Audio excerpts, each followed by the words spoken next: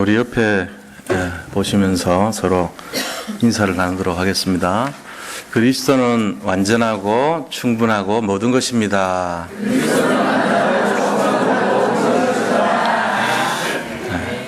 그리스도의 십자가와 부활의 증인 됩시다.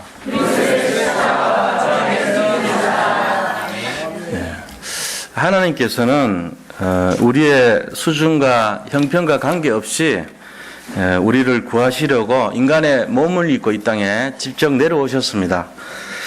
그래서 구원을 우리에게 선물로 주셨습니다. 그래서 이것을 보고 하나님의 전적인 은혜라고 말합니다. 왜냐하면 우리가 노력해서 얻은 것이 아니기 때문에. 그래서 아무도 구원받은 것 자체를 가지고 자기의 의로 삼고 자기의 노력으로 구원 얻었다고 하면 안 돼요. 그렇기 때문에 우리가 이 땅에서 주님이 승리하도록 공짜로 그냥 거저 주신 것이 구원이고, 그 구원의 방법이 뭐냐 하면은 임마누엘이라는 거예요. 임마누엘이라는 뜻은 하나님이 우리와 함께 하신다, 이런 뜻이에요. 하나님이 우리와 함께 하시는 것이 임마누엘인데 이것이 구원의 방법이거든요. 그래서 예수님이 이 땅에 인간의 몸을 입고 오셔가지고 거저 주신 것이 구원이기 때문에 우리가 신앙생활을 잘 하려고 하는 것 중에 좀 잘못되고 착각하는 것이 있어요. 그게 뭐냐면은 내가 애쓰고 노력하는 거예요. 그게 틀린 거거든요. 자신이 애를 쓰거나 노력하면 안 돼요. 왜냐하면 하나님이 주신 거기 때문에 우리가 자기가 노력하고 애쓰면 나중에 보면 뭐가 어떻게 잘못되냐면은 자꾸 자기가 강화돼요. 자기가 강화돼. 그러니까 자기가 강화된다는 말은 이제 입에서 나오는 말이 내가 열심히 해서 내가 최선을 다하고 노력했더니 결과가 이래 됐고, 내가 열심히 했더니 사람들이 많이 전도됐고, 내가 열심히 성경을 봤더니 내가 정말로 이 성경이 밝아져 가지고 내가 거룩해졌고, 뭐 이런 분위기예요.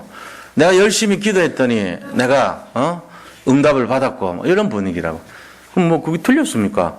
라고 지금 생각하시는 분이 그렇게 지금 잘못돼 가고 있는 거예요. 혹시라도 지금 이 가운데도 있을 수 있거든요. 뭐 그런 분들은 우리 교회는 제가 볼 때는 거의 없어요. 왜? 맨날 하는 소리가 내 중심 버리라고 맨날 들어놓으니까 이제는 알아요. 내가 하면 안 되는 건 반드구나. 이래. 어느 정도 되는데 이제 언제 불쑥불쑥 튀어나오느냐 하면은 나도 모르게 잠자다가 불쑥 일어났을 때, 이럴 때 제정신이면 이제 제대로 하는데 자기가 멍해질 때, 그때 나올 때 조심하셔야 되거든. 그때 자기에게 나와요. 자기 의가 나온다고. 자기도 모르게. 그래 되면 뭐가 문제됩니까? 그리스도가 없어져 버려요. 예수님이 십자가에서 돌아가시고 부활해야 될 이유가 없어지는 거야. 그렇지 않아요? 예수님 부활하신 이유는 우리 모든 죄를 예수님이 해결하러 오셨는데 자꾸만 내가 열심히 했더니 내 죄가 없어졌고, 내가 열심히 노력했더니 내가 구원을 받았고, 내가 열심히 했더니 내가 의로워졌고, 내가 열심히 기도했더니 내가 이 영이 맑아졌고, 내가 열심히 기도하고 신앙생활을 했더니 병을 고쳐졌고, 이런 분위기 된다니까요. 우리가 나중에는 내가 말 안 하려고 그랬는데 내가 그리스도 같아, 이제 이 분위기까지 가는 거 잘못하면 자기가 다 한 거야. 그래 하면 안 돼요. 그래서 우리가 그거를 기본적으로 잘 알아야 됩니다. 주님이 나에게 찾아오신 그것을 어떻게 해야 되냐. 내가 열심을 하는 게 아니고 주님이 나한테 찾아오셨잖아요. 임마누엘은 뭐냐면은 내가 가만히 있는데 예수님이 다가오신 거예요. 내가 찾아간 게 아니고 예수님이 다가오신 거예요. 내가 다가가는 것은 뭐라 그런지 아세요? 내가 찾아가는 것을 다르게 말합니다. 주님이 다가오신 거하고 내가 다가가는 것을 다르게 말해요. 주님이 나를 찾아오신 거는요, 이거는 생명이라 그러고 이거는 복음이라 그래요. 예수님이 우리한테 다가오셨으니까 이게 이제 진짜 복음 맞거든요.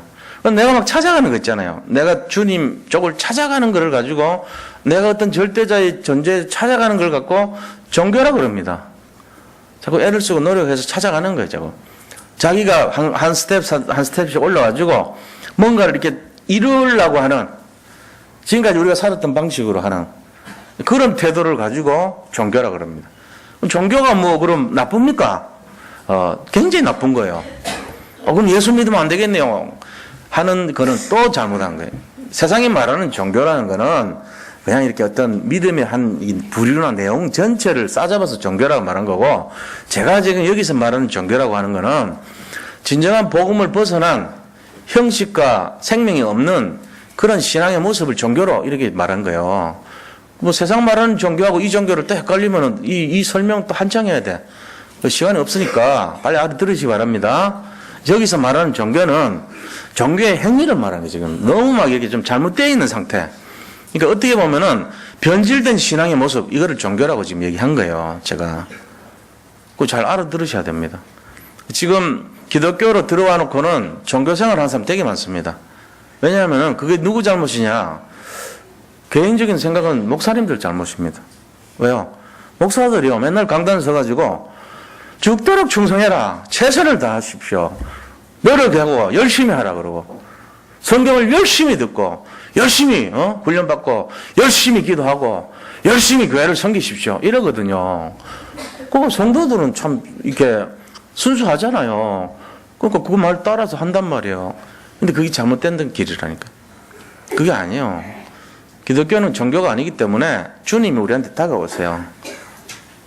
그러니까 우리가 해야 될 게 뭐냐면은 열심이 아니고요, 믿으면 돼요. 열심이란 것 자체는요, 자기를 자꾸 강화시켜요, 나중에. 그래서 잘못된 입장으로 가고 교만해집니다. 그래 하면 안 되고, 진정한 이 신앙의 모습은요, 내게 오신 그리스도를 집중해서 누리는 게 되면 돼요. 결국 그게 뭐냐? 믿음이에요. 우리가 구원받는 길이 세 가지 있다 그랬잖아요. 첫째는 그리스도 자체고요. 두 번째는 그 그리스도를 믿는 거예요. 세 번째는요, 이 그리스도를 믿을 수밖에 없는 은혜가 있어야 돼요. 그런데 이 세 가지가 나이가 없어요. 나한테는 그리스도라는 존재도 없고 그거를 믿지도 않고 그거를 믿는 은혜도 없다. 그 사람이 종교란 말이에요, 바로 지금. 그 사람은 뭘로 그럼 해야 되냐? 열심과 노력으로 할 수 없이 믿음의 모형을 취해야 되는 거예요. 생명이 없는데 그걸 종교라고 그럽니다. 말을 하자면은 내가 지금 마음은 전혀 거기에 관심이 없어. 아무런 내가 어떤 그런 내 마음에 동함이 없어. 그런데 그거를 해야 돼, 의무적으로. 그런 상태예요. 결혼도 마찬가지, 결혼도 어떤 사람이 돈이 많아요. 그리고 회장님 딸이라. 그 다음에 출세에 내 지름길이 될 수 있어. 그래서 결혼을 한 거예요, 정략적으로. 나도 이제 인정받은 사람이고 똑똑한 사람이니까. 근데 이상하게 그 여자 옆에 가기 쉽지가 않은 거예요. 여자도 마찬가지야. 아버지가 하도 저 사람 괜찮으니까 결혼하라 해가지고 마지못해 한 거예요. 근데 둘 다 사랑하는 사람이 따로 있어. 그러니까 어떻게 됐어요? 어떻게 되겠냐고요. 불을 보듯이 뻔한 결과가 나오죠. 몇 년 못 갑니다. 그렇게 결혼하면 안 돼요. 틀린 결혼을 한 거죠. 그게 종교의 모습이에요. 내가 지금 전혀 믿음도 없고 그분을 내가 은혜도 임하지 않고 내가 그리스도가 없어요. 그런데 예수를 믿는 어떤 동기가 생긴 거예요. 나한테 믿어야 되는 이유가 있어. 그래서 거기 이제 참여를 한 거예요. 근데 마음은 전혀 아니거든. 억지로 하는 것밖에 안 되잖아요. 이걸 종교라 그럽니다. 예수님은 절대로 종교 갖고는 역사하지 않습니다. 뭐 해야 됩니까? 우리가 정말 그분을 믿어야 되고 은혜를 입어야 되고 그분이 그 자체가 나한테 소중한 존재가 되고 가치가 있어야 돼요. 이때 역사가 일어나요. 사람도 마찬가지입니다. 모든 것이 다 그렇습니다. 모든 상황들이. 내가 그거를 마지못해 하거나 억지로 해서 상황 때문에 하고 체면 때문에 하고 이러다 되면 안 돼요. 그러다 보면 아무런 역사 안 일어나요. 결국은 그것이 깨져버려요. 그러니까 우리가 이 종교의 본질, 정말로 기독교의 본질은 뭐냐? 믿음입니다. 내게 오신 그리스도를 믿지 않는다면 아무런 의미가 없어요. 왜 우리가 예배를 드리냐? 믿음의 자세예요. 여기는 믿음이 가능하지 않으면요 아무런 의미 없는 것이 예배입니다. 우리가 신자가 가장 누릴 것이 예배거든요, 사실은. 근데 이 예배 자체가 내가 별로 의미가 없어, 나한테. 그냥 뭐 이렇게 의무적으로 하는 거예요. 그냥 뭐 빠지면 좀 그렇고 이런 분위기. 별로 사모함이 없어요. 자, 그러면은 그게 나한테 뭔가 일어나겠어요, 역사가? 안 일어나죠. 밥을 먹는데도요, 저거 꼭 먹고 싶었단 말이에요. 외국에서 한 10년 살다 보니까 늘 마음에 그리운 것이 어머니가 만들어준 그 어머니의 솜씨, 그걸로 만들어놓은 김치찌개, 칼국수, 된장찌개 이런 게 먹고 싶은 거예요. 우리 어머니가 직접 만드신 청국장이 먹고 싶은 거예요. 그래가지고 고향에 왔는데 어머님이 정성스럽게 준비를 해서 줘요.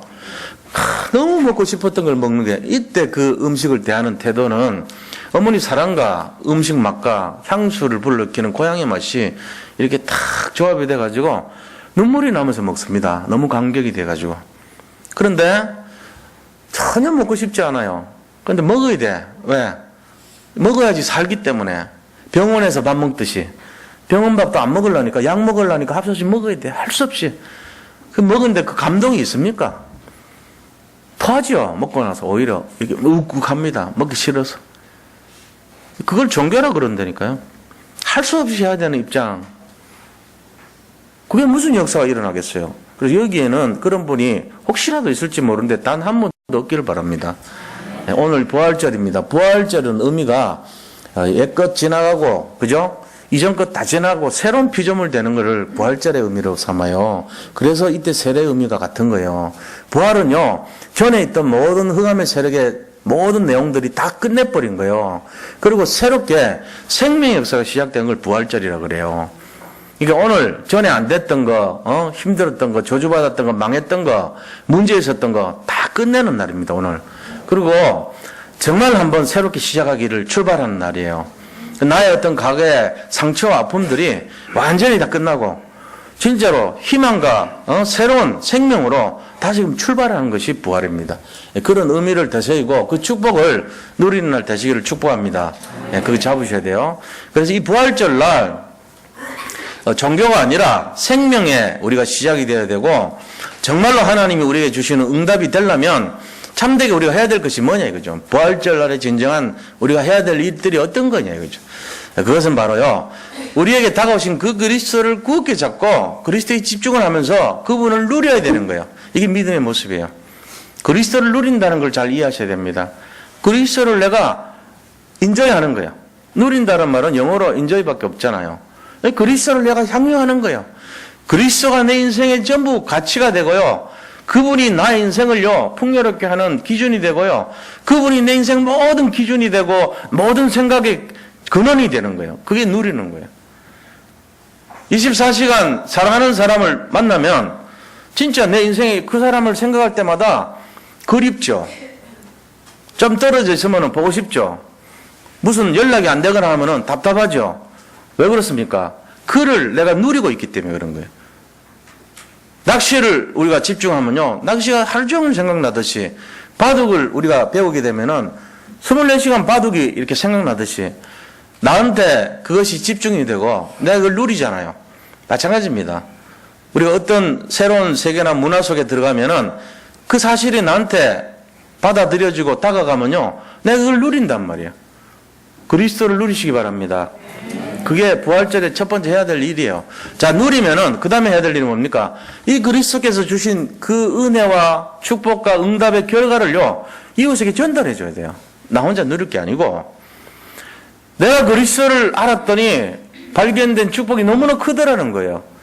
그래서 지금 그리스도의 가치를 모르는 사람들이 너무 많거든요. 사람들 가운데는 교회를 왜 다니냐고. 교회가 요즘 보니까 별로 그렇게 뜻있고 의미 있는 그런 거 못 찾겠는데 뭘 다니고 있냐. 이런 사람들 너무 많습니다. 교회를 다니다가도 본질을 놓치고 껍질만 알았던 사람들이, 종교생활 하던 사람들이 왜 그 밥을 왜 먹냐? 청국장을 왜 먹냐? 김치찌개가 뭐 그리 대단한데? 된장찌개가 뭔데? 이런단 말이야. 그때 니는 모르지. 나는 10년 동안 외국에서 이거 너무너무 그리웠어. 우리 어머니의 이게 너무 그리워서 모르거든요. 그 가치를 안 사람은요, 이 마음을요 전달해 주는 거예요. 네가 아직 잘 몰라서 그런데 네 한번 외국 나가가지고 살아봐. 한국 음식점도 없는 완전 불모지 가서 진짜로 엄마의 손맛이 그리운 데서 지내봐. 이 맛이 뭔지를 니는 그때서 안다. 지금 니 모를 거야. 전달해 줘야 돼. 이 그리스도의 가치를요 전달해 줘야 됩니다. 그리고 세 번째 뭐 해야 되냐? 이거를요 이웃 사람에게 전해줄 게 아니고 우리의 자녀들이나 우리의 후손들에게 이거를 꼭 전달해 줘야 돼, 이게. 그리고 또 모든 현장에다가 이 가치를요, 전달해 줘야 되는 거예요. 그게 바로 우리가 해야 될 부활절 날에 해야 될 내용들입니다. 이거를 잘 생각해 보세요. 결국은 부활절이라는 것은 뭐냐면은 사람이 새로 태어나는 거나 마찬가지란 말이에요. 예수님도 새로 태어나셨으니까. 근데 그 과정을 보면은 무지하게 고통받으셨잖아요. 굉장히 막 창에 찔리고 막 옆구리 피와 물을 쏟고요. 사람들에게 막 채찍질 당하고, 여러 가지 어려움을 겪으셨죠. 그러면서 막 전부 손가락질하고요. 저 이단의 개수라 그러면서 막 그런 수모를 당했잖아요. 그런데 부활하신 거란 말이에요. 부활하고 나니까 저분이 진짜가 맞구나. 제자들이 다 순교했어요. 저분이 그냥 사람인 줄 알았더니 사람이 아니고 좋은 선생님인 줄 알았더니 선생님이 아니고 그리스도였구나. 이게 확인된 거예요. 구약에서 그리스도를 다르게 말하면은 이제 그리스도는 말하자면은 사과입니다. 사과라고 하면은 구약에서는 그걸 다르게 말하면 애플이라고 하죠. 같은 말이잖아요. 명칭만 다르지. 그 구약에서는 메시아라 그랬어요. 메시아. 신약에서는 그리스도라 그랬죠. 왜냐하면 신약의 그리스도는 헬라 말, 그리스 말이고 구약의 히브리 말은요 메시아예요. 메시아와 그리스도는 같은 말이에요. 그 구약의 히브리 사람들은요, 이스라엘 사람들은요 전부 메시아를 기다렸어요. 그 메시아를 계속 기다렸는데 그 메시아가 오신 거예요. 그분이 바로 그리스도인 거예요. 그분이 예수님인 거예요. 그래서 이 메시아라는 말은 머리에 기름 부음 받은 자 이런 뜻입니다. 마샤라는 말에서 나왔습니다. 마샤. 마샤는 머리에 기름을 붓다 이런 동사인데 마샤로부터 메시아 하면은 머리에 기름 부음 받은 자 이렇게 돼요. 그게 이제 이 히브리 말이 그리스 말 헬라 말이죠. 일로 바뀌니까 크리오라는 말이 뭐냐면은 머리에 기름을 붓다는 뜻이에요. 크리오에서 나온 말이 그리스도스입니다. 그리스도스가 뭐냐면은 머리에 기름 부음을 받은 자 이 뜻이에요. 그리스도스가 그리스도가 된 거예요. 우리가 지금 번역해서 그렇지 원래는 그리스도스입니다. 그리스토스. 메시아. 이 의미를 우리가 잘 모르죠. 이게 뭔 말인지를. 그리스토스가 뭔 말입니까? 머리에 기름 부음 받은 자. 머리에 기름 부음 받은 직분이 세 직분이 있어요. 세 직분을 받을 때 기름을 부어주거든요. 왕이 세워질 때 머리 기름 부음을 받습니다. 기름 부어요. 왕 세울 때. 선지자를 세울 때 기름을 부어요. 제사장 세울 때 기름 붓습니다. 그러니까 이 세 가지 직분을 하러 오신 분이 바로 그리스도다 이거예요. 이 세 직분 하는 일이 뭐죠? 왕을 세울 때 왕은 하는 일이 뭐겠어요? 나라를 지킵니다. 그럼 무슨 나라죠? 하나님이 나라를 지켜요. 마귀가 틈을 막 공격하고 하는데 하나님의 나라를 지키기 위해서 오신 분이 참 왕이신 예수님이시란 말이에요. 그리스도란 말이에요. 그리고 선지자로 오셔서 사람들이 하나님을 떠나버렸어요. 창세기 3장 이후로. 하나님 떠난 그 사건을 해결하기 위해서 하나님 만나는 길을 안내로 오신 분이 그리스도예요. 그러니까 선지자죠. 참 선지자란 말이에요. 그러니까 길을 열어주시고 안내로 주신 분이 선지자로 오신 그리스도입니다. 그래서 예수님 뭐라 하냐면 내가 곧 길이요 진리요 생명이니 나로 말미암지 아니하고는 아버지께로 올 자가 없느니라 이렇게 말했습니다. 그리고 세 번째는요. 참 제사장으로 오셨거든요. 제사장이라고 하는 것은 모든 죄를 짐승에게 전가시켜 갖고 번제로 불로 태워 가지고 그 죄를 없애버리는 그런 직분이에요. 근데 이 제사장 직분을 감당하는 그 사람들이 하는 그 일처럼 모든 사람의 죄를 없애러 오신 분이 그리스도란 거예요. 그래서 참 제사장이 그리스도입니다. 이 참 왕, 참 선지자, 참 제사장의 일을 하러 오신 그 그리스도가 그리스도 일을 하러 오신 그분이 예수님이셨어요. 그래서 우리가 예수님 믿는 거예요. 근데 그 예수님이 바로 부활하신 거예요, 지금. 그러니까 이 부활의 의미는요, 약속된 내용이에요. 과거부터 계속 예언되어 있었어요. 메시아가 오시고 부활하신 게 예언되어 있단 말이에요. 근데 그 말씀이 그대로 성취된 겁니다. 그래서 오늘 이 부활은요, 언약이 성취된 최고의 날이고, 우리가 신앙관대에 있어가지고, 그리스도인들이 가져야 될 최고의 축제가 부활절입니다. 성탄절도 물론 귀하지만, 오셔야지 죽든지 다시 살아나지 하죠. 그러니까 성탄절 중요하죠. 그 다음에 이제 십자가 사건이 중요하죠. 그 다음 부활이 중요한 거야. 가장 중요한 게 어디냐고 만약에 물은다면 부활절입니다. 태어나는 거는 누구든지 태어날 수 있지만요. 죽는 것도 누구든지 죽을 수 있어요. 그러나 부활은 단 한 번밖에 일어난 사건이. 인류 역사상 단 한 번밖에 안 일어났어요. 부활은. 다른 사람이 살려준 부활은요. 나사로도 부활했지 않습니까? 그 부활은 예수님이 허락한 부활이고요. 스스로 자기가 돌아가셨다가 자기 스스로 부활하신 분은 그 주님밖에 없어요. 다른 사람 없어요. 우리가 이걸 잘 보셔야 돼요. 부활의 의미를. 그래서 오늘 부활하신 만유의 주입니다. 이 의미를 다시 한번 잘 새기고 부활의 참된 진정한 축복과 응답을 최고로 누리시는 그런 증인 되시기 바랍니다. 여기에 한 번도 예외 없이요. 부활의 축복을 다 누리시기 바랍니다. 그거 가져가셔야 돼요. 부활의 축복. 저는요, 이 예수님 믿고 나서 부활의 의미를 알고 나서요, 나는 진짜 너무 괜찮더라고. 나 처음에요, 예수님 믿고 뭐 별 차이 안 나네 이런 생각만 했어요. 솔직한 얘기로. 불교 믿을 때 불교도 대충 믿은 게 아니고 불교의 본질로 많이 접근을 했거든요. 나름대로. 본질을 알아야 되거든요. 그 불교가 뭘 얘기하고 있는가 이거를 들어가니까 불교 속에 들어가 있는 게 공이죠. 무소유죠. 그 다음에 어떤 그런 어떤 마음을 다스리는 거죠. 전부 다 보면은 괜찮은 내용이 많아요. 만약에 하나님은 아니면요, 불교 믿어도 상관없어요. 그냥 하나의 종교로 택한다면 굉장히 중심이 좋은 내용들이 많아요. 그게 우상숭배고 귀신적인 내용들이 있어서 그렇지 사상은 괜찮은 게 많다니까요. 사람들을 돕고요, 어떤 욕심을 비우고요, 그 다음에 이제 마음을 수양을 하고 돌을 닦고 이러면서요, 굉장히 건전하게 만드는 그런 게 있단 말이에요. 저 그런 걸 갖고 있었거든요, 옛날부터. 그런데 보니까 비슷해요, 거의. 뭐 차이가 없네, 그런데. 딱 하나 차이 나는 게 있어요. 그게 뭐냐? 죽은 종교와 살아있는 종교의 차이였어요.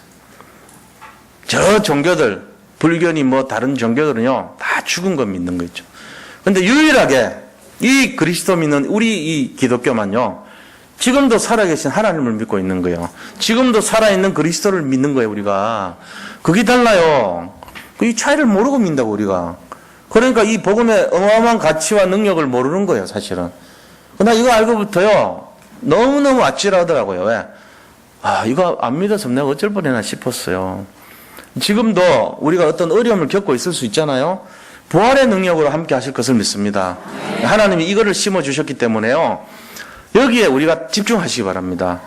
저도 마찬가지입니다. 모든 분들이요, 이 부활의 능력을 잡고 살아야 됩니다. 그래야지 돼요. 그래서 희망을 버리면 안 돼요. 끝까지 부활의 능력으로 회복되신 한 해가 되기를 축복드립니다. 모든 분들이, 여기 계신 분들이 부활의 축복을 누리시기 바랍니다. 그게 진정한 응답이에요.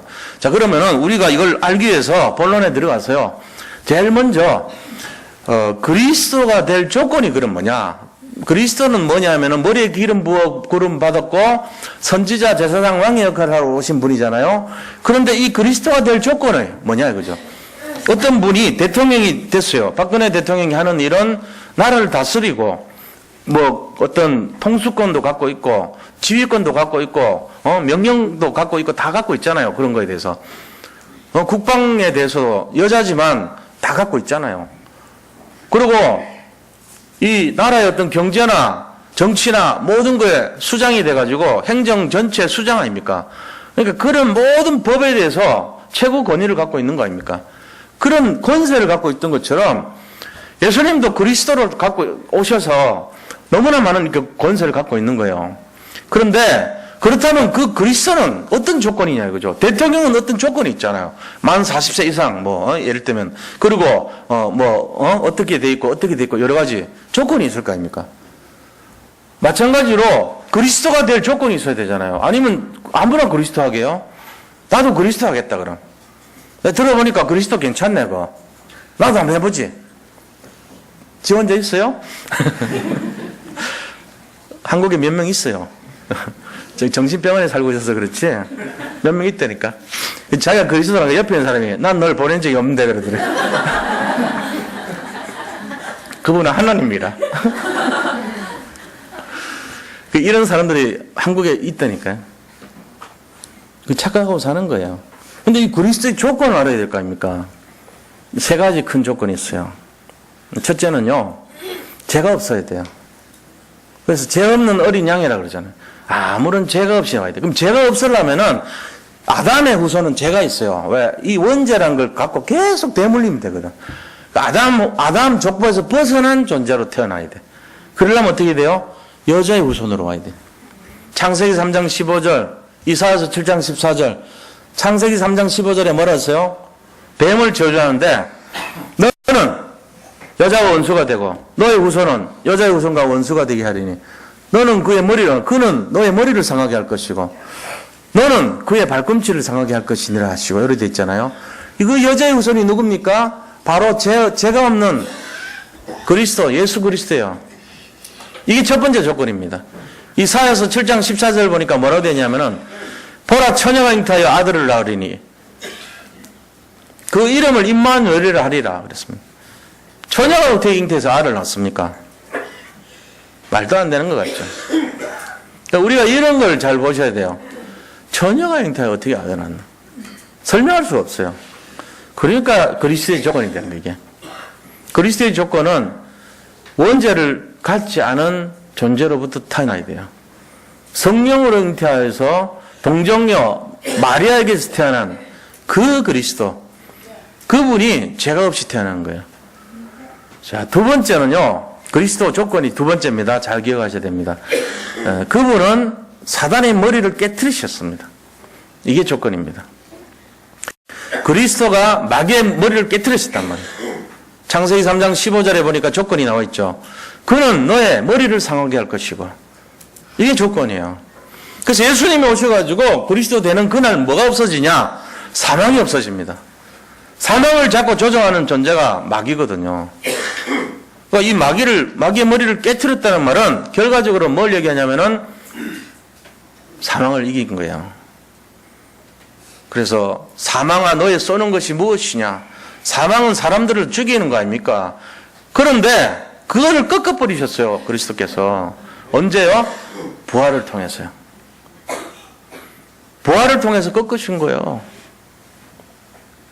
그러니까 우리가 이거를 잘 보셔야 됩니다. 부활의 의미가 뭐냐? 부활주일이 옛날에 보니까 계란 까먹는 날이구나. 어린아이들 마음속에 그렇게 이거 하지 말아 했어요. 우리. 예. 부활 그 의식에 계란하는 거는요, 옛날 우상숭배하던 잔재예요. 그래서 오늘 전 잘 안 좋습니다, 애들. 우리게 앞으로 영원히 안 합니다. 그런 이상한 거. 부활절은요, 계란 먹는 날이 아니에요. 내가 부탁했다고. 그 삶 꺼들라 나한테 갖고 오라고. 내가 하루 2개씩 먹어야 되니까. 부활절날 그거 먹는 거 아니에요. 이제 앞으로는 하면 안 돼. 그 이상한 게 많이 들어와서 교회 안에. 그런 건 이제 앞으로 다 없앱니다. 우리는 근본으로 들어갑니다. 그래서 하나님이 기뻐하는 교회가 돼야 되거든요. 우리가요, 잘 보셔야 돼요. 예수 그리스도의 두 번째 조건이요. 그리스도가 그리스도 되는 두 번째 조건이 흑암을 꺾어야 돼요. 이게 두 번째 조건이에요. 그런데 흑암을 꺾는다는 말은 결국은 사망 권세를 이기고 저주를 꺾는 겁니다. 우리에게 임했던 그 재앙을 꺾는 것입니다. 우리의 과거, 현재, 미래 모든 것을 회복시키는 것을 말해요. 그게 그리스도의 두 번째 조건이에요. 그분에게 그 능력이 없으면 그는 그리스도가 아니에요. 그래서 우리가 그리스도를 집중해야 되는 이유가 거기 있는 거예요. 나한테 있는 모든 어둠의 세력들이 그리스도를 집중하고 그분을 믿는 순간, 그분을 누리는 순간 싹 없어지는 거예요. 이 축복을 누리시기 바랍니다. 우리에게 들어와 있어요, 이게. 우리가 노력하고 애쓰지 않아도 계속 이제 진행될 내용이에요. 왔다면은 회복시킵니다. 반드시. 왔다면은 다시금 일어날 겁니다. 이거를 포기하지 마시고 정말로 절대적으로 낙심하면 안 돼요. 지금 우리에게 임한 것이 있다면 속이는 거예요. 그게. 속지 마시기 바랍니다. 그래서요, 이 두 번째 조건이요, 굉장한 조건이란 말이에요. 자, 세 번째 조건은요, 이건 있을 수 없는 조건이에요. 부활하셔야 돼요. 이 세 가지입니다. 자, 그리스도 되는 조건이 죄가 없어야 되고요. 그 다음에 마귀를 꺾어야 돼요, 반드시. 세 번째는요, 그분은 반드시 부활하셔야 돼요. 자, 이 세 가지 조건을 인류 역사상 지키신 분이 딱 한 분 있어요. 그분이 누구냐? 예수님이십니다. 그래서 우리가 그리스도 대신 예수님 또는 예수는 그리스도라고 이렇게 말하는 거예요. 그리스도가 될 조건 아무나 못해요. 근데 이 세 가지 조건 중에 잘 보세요. 제 말씀 잘 들어보세요. 인간이 얼마나 의심이 많은지요. 그 그리스도 맞냐 저거 진짜. 저 세 가지 조건이 그거는 히브리 사람들도 그 조건 알고 있어요. 메시아의 조건이 이게. 메시아로 오실 분의 조건은 죄가 없어야 되고 마귀를 꺾어야 되고 부활하셔야 돼요. 이거 다 알고 있어요. 히브리 사람들도.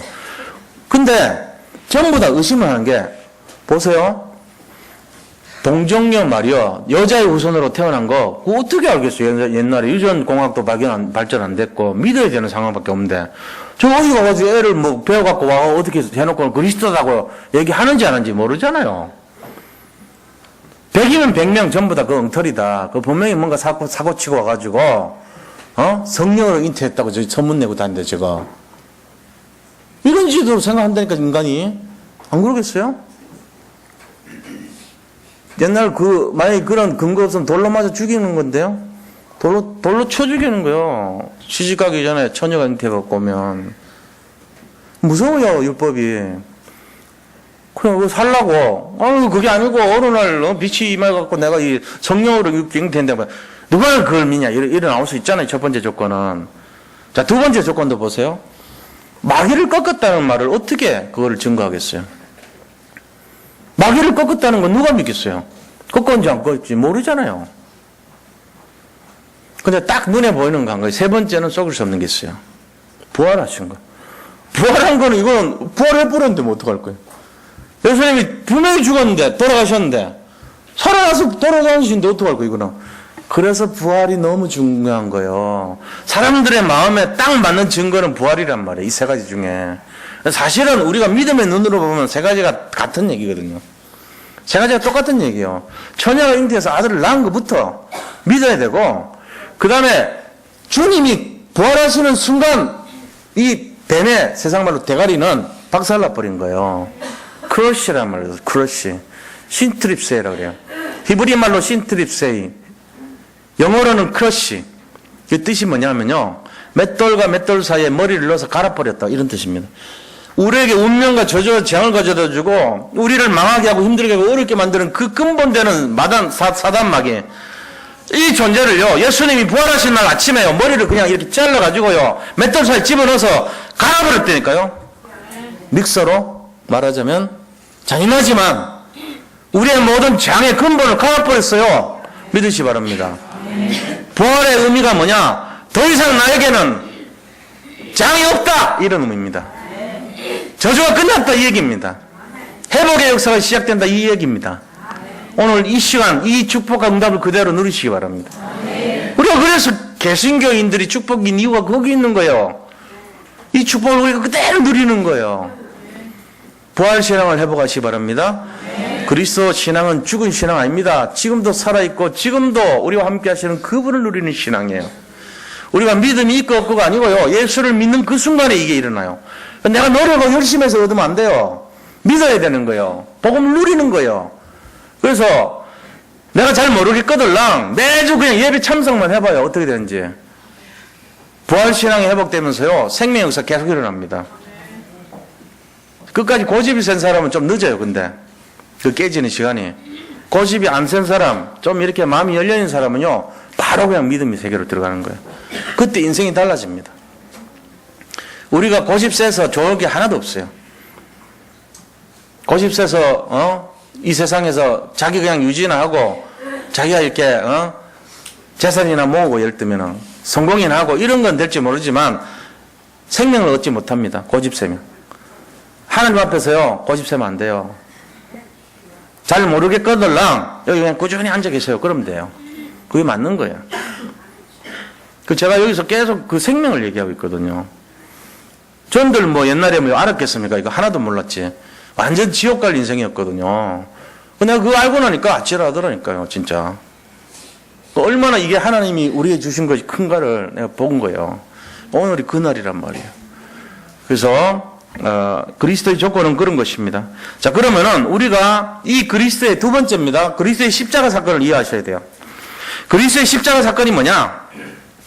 이 첫 번째는 최고의 문제를 우리가 알아야 됩니다. 인류 최고의 문제가 뭐죠? 작은 첫 번째입니다. 인류 최고 문제 뭐죠? 창세기 3장 사건이라고 그래요. 인간이 태어난 이후로 최고 문제가 발생했는데 그게 바로 창세기 3장부터 시작이 됐습니다. 그게 하나님을 떠난 사건이에요. 이게 인류 최고 문제입니다. 자, 여기에 대한 두 번째 인류 최고의 해답이 뭡니까? 이 최고 문제에 대한 해답이 바로 예수 그리스도를 통한 구원이에요. 예수 그리스도를 보내주시겠다는 거예요. 이게 바로 최고의 해답입니다. 자, 그럼 이 작은 세 번째로 이 최고의 해답이 응답되고 일어난 사건이 뭐죠? 이 최고의 해답을 하나님께서 어떤 사건을 통해서 실제적으로 응답을 주시려고 사건을 일으켰어요. 그 사건이 뭐냐? 십자가 사건과 부활 사건입니다. 그러니까 이게 굉장한 거예요. 십자가 사건과 부활 사건. 우리가 실제적으로 이 원리, 간단한 이 세 가지 원리를 알아야 돼요. 십자가 부활이라는 의미를 알아야 되는데, 인간이 태어나서 일어난 최고의 문제가 창세기 3장 하나님 떠난 문제였다는 거예요. 그래서 전부 망할 수밖에 없는 인생이 되는데, 이거에 대한 하나님의 약속의 말씀이 그리스도를 보내겠다는 약속이었어요. 근데 그것이 성취된 사건이 십자가와 부활의 사건입니다. 완성이 돼버렸죠. 요 세 가지를 꼭 기억하셔야 돼요. 그래서 십자가에서 고난을 당하시고 부활로 완성을 해버린 거예요. 이게 얼마나 축복입니까? 여기에 들어와 있다는 것이 얼마나 참 기적 같은 얘기입니까? 교회는 지금 많아요, 전 세계에. 근데 오직 그리스도를 말하는 교회가 반밖에 안 돼요. 미안한 얘기지만, 죄송한 얘기지만. 그리고 그 중에서도 매일 그리스도 얘기하는 교회가 많지 않아요.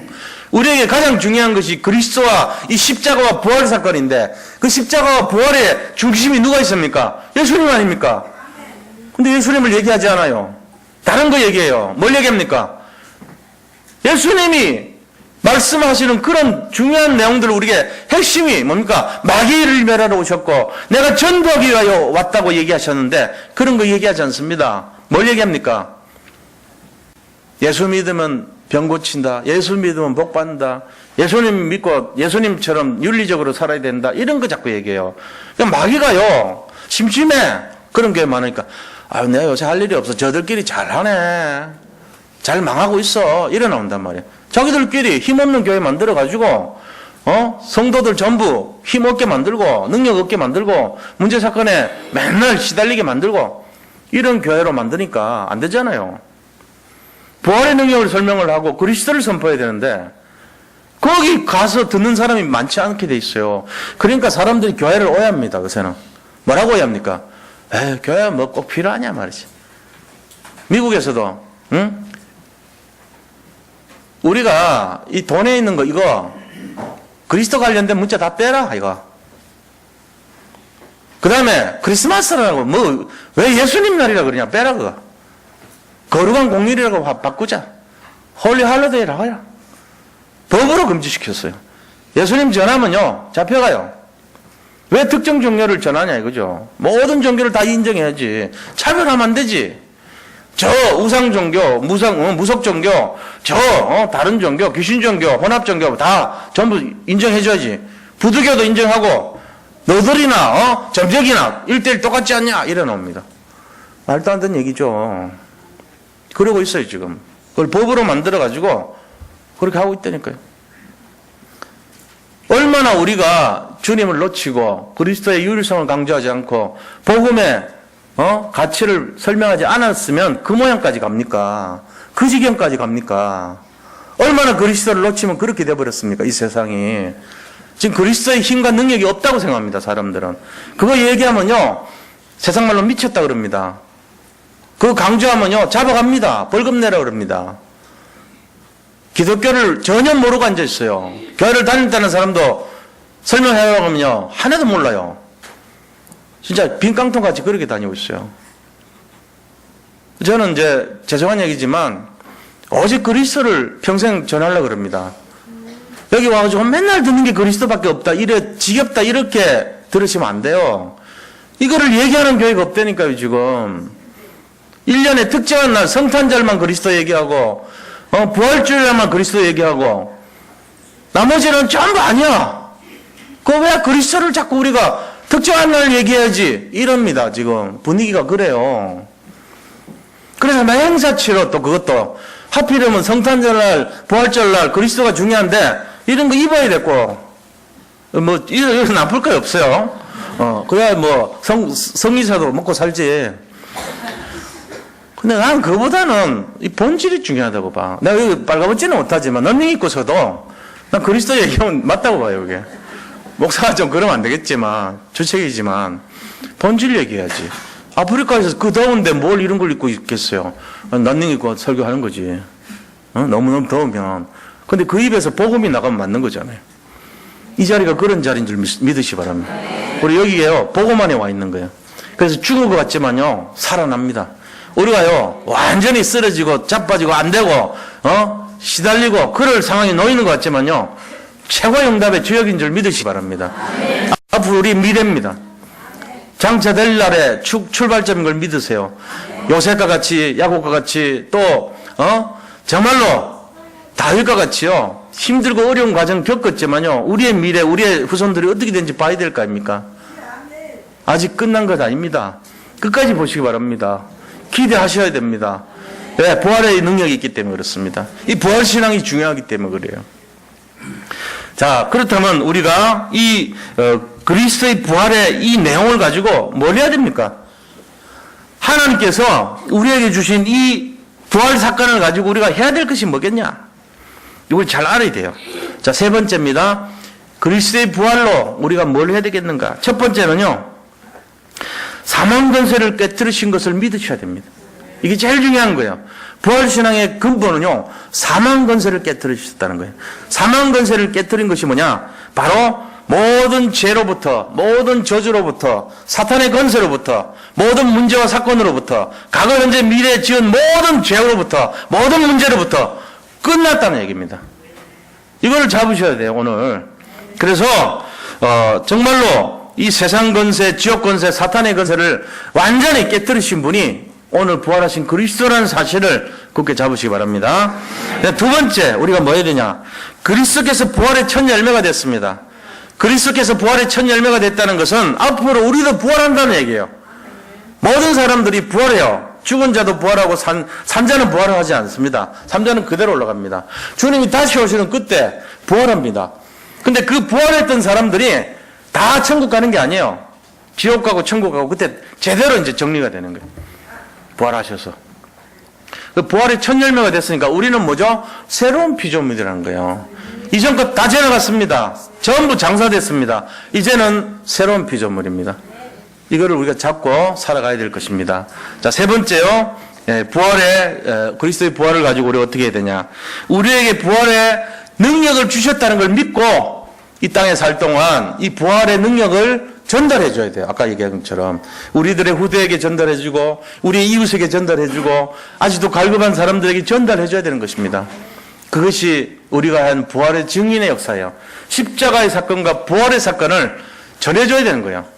그래서 모든 저주재앙이 끝났다는 것을 알려주고 새롭게 상기를 여신 그리스도를 따라서 일평생 주님을 누리고 정말로 부활의 증인으로 당당히 서는 것이 주님이 부활주일날 부탁하신 말씀입니다. 그래서 오늘 결론을 말씀드리면요, 부활하신 주님의 약속을 잡고 증인의 삶을 살아가는 거예요. 이 증인의 삶이 기록되어 있어요. 어떻게 되냐? 요한복음 14장 6절에 14장 1절부터 10절에 뭐라 되냐면은 너희는 근심하지 말라. 내가 너희 처소를 예비하고 다시 오리니 너희는 근심하지 말라. 이렇게 말씀하시면서 내가 가거들랑 너희를 위하여 새로운 보혜사를 보내줄 것이다. 이 약속하십니다. 근데 그 보혜사가 왔어요, 이 땅에. 오고 나서 요한복음 20장 22절에 성령을 잡아라 그랬습니다. 보혜사가 성령이거든요. 성령을 붙들으라는 거예요. 성령 충만하는 거예요. 그러고 나서 사도행전 1장 8절에 말했어요. 오직 성령이 너에게 임하시면 너가 그걸 잡았으면 권능을 받고 능력이 임한다는 거예요. 그리고 예루살렘과 온 유대와 사마리아 땅까지 이르러 내 증인이 되리라 그랬습니다. 약속이에요, 이게. 근심하지 말라. 내가 보혜사 보내줄게. 보혜사를 잡아라. 보혜사가 임하시면 능력 받고 증거 있는 증인이 될 것이다. 이게 부활의 증인입니다. 이게 하나님이 약속하신 말씀이에요. 우리가 이 말씀을 잡고 현장을 살리는 증인으로 당당히 세워져야 될 줄로 믿습니다. 두 번째는 뭐 해야 되냐. 이 부활하신 주님의 능력, 주시는 능력을 가지고 영적 싸움을 해야 되는 거예요. 영적 싸움. 기도로 승부를 걸고요. 갈급한 영혼들, 정말로 몸부림치는 그 사람들에게 비전을 주고 희망을 주고 힘을 주고 전달해줘 살려야 되는 겁니다. 우리 자신들 이 일에 증거 있는 영적 싸움의 증인으로 당당히 세워지길 바랍니다. 그래서 결론이 뭡니까? 세상과 현장과 후대를 살려야 되는 거예요. 교회를 세워야 되고 든든히 세워야 되고 세상을 살려야 되고 가정 가문을 살리고 후대를 살리는 것입니다. 이게 부활의 주일날 우리가 가져야 될 결론입니다. 그래서 증인으로 당당히 승리하시기를 축원드립니다. 우리 받은 말씀을 생각하면서 우리 같이 한번 기도하겠습니다. 하나님 감사합니다. 저희들은 아무것도 할 수 없지만 살아계신 주님께서 사망 근세를 이기시고 부활하셔서 많은 사람들을 살릴 줄로 믿습니다. 정말로 우리가 이 그리스도를 믿기만 하면 모든 것이 회복되는 길을 아버지 열어주신 것을 믿사오니 주여 우리 산돌 예비교회 모든 성도님들이 부활의 증인이 되고 부활의 능력을 누리는 인생들이 다 되게 하여 주옵소서. 모든 것을 주님께 부탁하고 예수 그리스도 이름으로 기도드립니다. 아멘.